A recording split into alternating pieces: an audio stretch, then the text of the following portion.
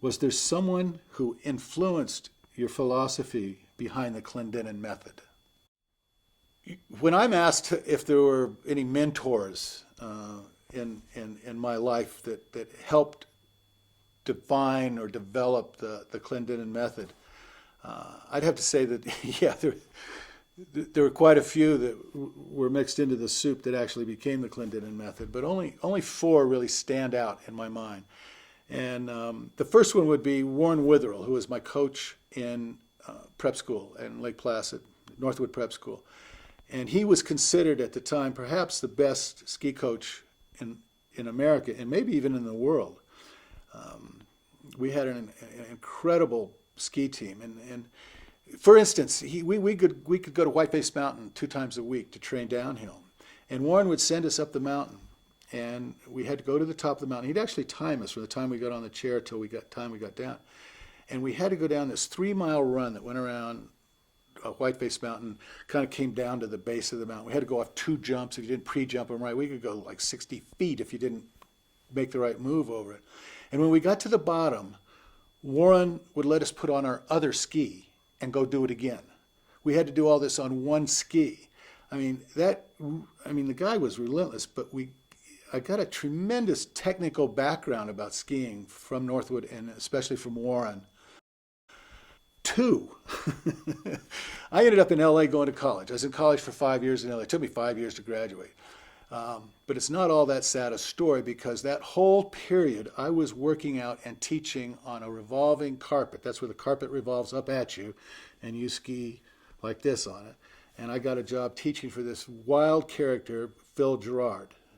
And in many ways, Phil is considered the father of freestyle skiing because he brought entertainment to skiing. He was the first one to really, he was a choreographer.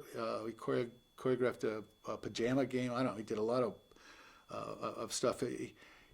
We did a show on the Andy Williams Christmas special in 1966, and it was a choreographed musical on this ski deck. And it was presented as if it was in a ski background.